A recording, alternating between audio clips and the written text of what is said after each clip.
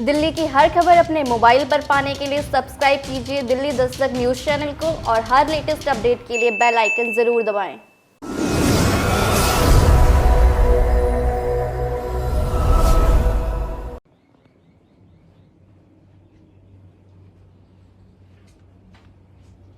What are you thinking? I don't know. Just trying to concentrate on the camera and see that he gets my focus. After how long are you doing this photo shoot? Oh, photo shoot I do at home, but I do it with my hair that I've bought, which I think is my hair. So what happened? Tell me the story of I called you up for this role in film Yeah, Signature. it's uncanny. You called me at a time when I'm just getting my infusion and the nurses are standing on me. And I know you're in the USA. So when I see it go Anupam Kher USA number, I was like, he's calling me because it's urgent. You know, because we don't call and chat, hey, what's happening? Yeah. So I said, let me answer this. So I take it and you start saying that, I want you to do a film. And I say, I would love to do, but can you wait? And you said, no, I can't wait. Why do you want me to wait? And why is there so much noise in your house? And I said, I couldn't lie because all the nurses were around me. So I said, I'm not at home. Where are you? So I'm like, I'm That's in the not hospital. the way I talk. You talk. Huh?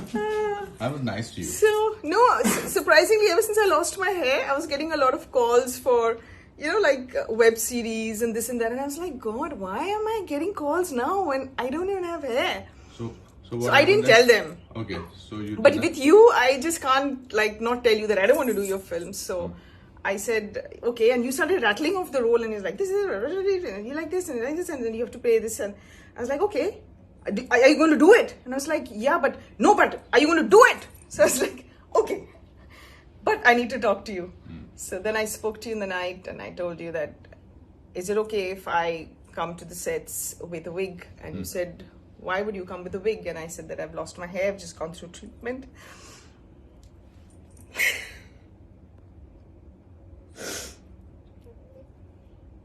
I don't know, it just gets emotional. It's okay.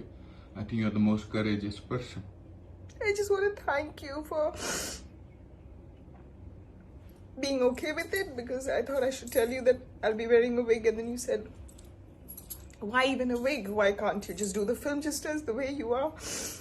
And I said, I don't know if I have the courage. And you said, I think you do. So I just think it's so nice.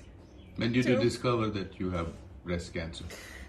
No, my breast cancer, I didn't have any symptoms. I do a yearly test for myself where I do my sonography and blood tests. The yearly checkups. It was an annual checkup where my person who was doing my sonography said, I think you should go and get this checked with Dr. Mandar, who's an oncologist. And I know about him.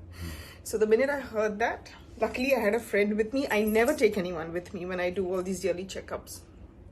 And so I went and met Dr. Mandar and he said, we'll do a biopsy, but it doesn't look anything.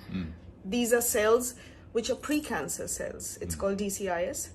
And sometimes they become cancer, sometimes they don't become cancer. So it's up to you. Do you want to remove them? And I said, no. I'm like, take it out. So we did a biopsy and it didn't come cancer. It was negative. But I still wanted to take it out. So when we took it out and they did a biopsy of the entire cells that were removed and tissues, they found tiny cells, like a tiny portion of cells that had already become cancer. And so he said that when you were in this surgery, we put a port. So I still have the port here, this raised bit, and then you have these veins which are going in. So they said, we have to give you chemo. And then I started crying. And then my sister was like, it's treatable. Doctors saying it's 100% treatable. These are very, very early cancers. And that's the one thing that, if you catch it early, cancer is treatable. And my sister was like, why are you behaving like a 17th century woman? Why are you crying? I mean, the doctor's like, good news. And you're crying. But I think we're just so terrified of the word cancer. Which is why I didn't share it with my parents because they're so vulnerable. They are like, I live with them and they're like, especially my mother's like, she's very vulnerable. Last 2 years, she's been with nurses. So I said, I just went and told her, Mommy, I have a lump in my breast, so I had it removed. That's why I didn't see you for 10 days. And her blood pressure just went up and down, and she was passing out, and then by the evening we had to take her to the hospital. So what do you feel now? You've shot for 2 days for the film. I feel so good. Yeah. Yeah. So what do you want to tell women who discover suddenly? Because I think I learned from the women. I learned from a lot of women who were coming to chemo, and they were like, oh, I'm going to work straight from here. And I was like, really?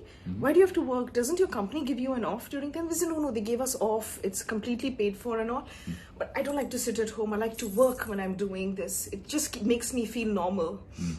And I was like not the very brave one. I was like, everyone in my family was brave, like my friends and my sister and my brother. And I was like all the time weeping and crying till I met a little boy.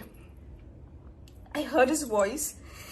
And he gave me strength, and I just looked at him, and during my half chemo, I went just to make conversation with him, and I said, "अरे आपकी दवाई बस इतनी है, मेरी तो इतनी सारी है, इसी से तो ठीक होते हैं." he said that he was also getting treated for. इसी से तो ठीक होते हैं. तो I said, हाँ, लेकिन फिर ना मैं बहुत दिन तक ऐसे ही लेटी रहती हूँ, मेरे को बहुत तकलीफ होती है. तो इसे मैं 5 दिन लेटता हूँ बस. उसके बाद तो मैं खेलता हूँ. उसके बाद तो I'm fine, I'm back to myself. So I was like, wow. So Shalam, what I want to tell you is that you are my hero.